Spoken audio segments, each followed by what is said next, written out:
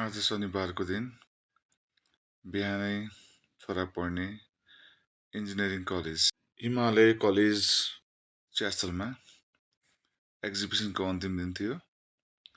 म, मेरो श्रीमती, छोरा छोरी सबै आज एक्जिबिसनको दिन छोराले गरेको नयाँ कार्य, उसले बनाएको इलेक्ट्रिकल कारको प्रदर्शनी हेर्न पुग्यौँ।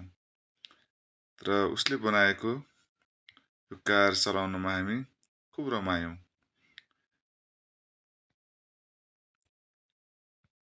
कार हेर्दा एकदमै राम्रो लाग्यो।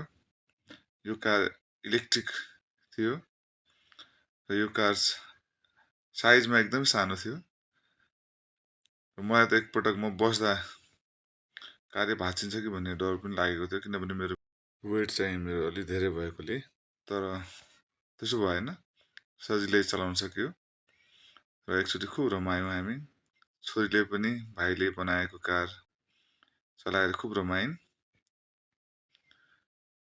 यसलाई हामीले अगाडि कुदाउनुको साथै यसलाई ब्याक पछाडितिर पनि लिन मिल्ने रहेछ।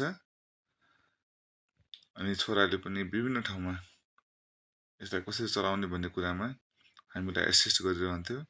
दिदीले चलाइरहेको बेलामा पनि भाइले एसिस्ट गर्नु परिरहेको थियो र यसमा दिदी पनि खुब रमाएकी थिइन्।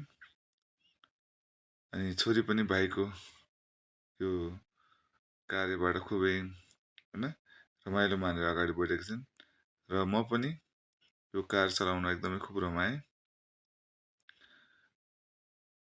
र मलाई छोराले विभिन्न ठाउँमा यस्तो गर्नुपर्छ, यसरी चलाउनुपर्छ भनेर मलाई सहयोग गरेको थियो।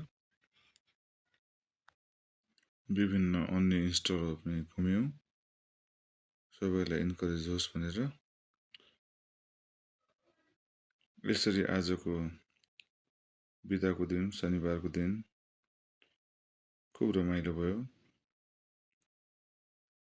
विद्यार्थी भाइ बहिनीहरूले गरेका विभिन्न प्रदर्शनीहरू हेरेर खुबै रमाइलो गऱ्यौँ।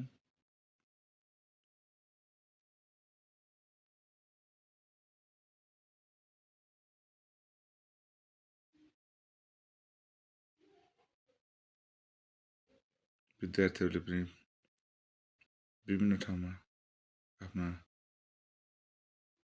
आफूले सिकेका कुराहरूलाई प्रदर्शनीमा राखेका थिए।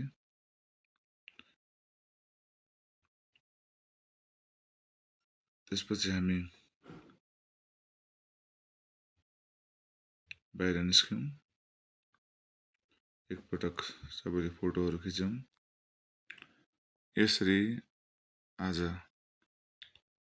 हामीले शनिबारको दिन छोराको कलेजमा गई उनीहरूको प्रदर्शनी हेरी बितायौँ।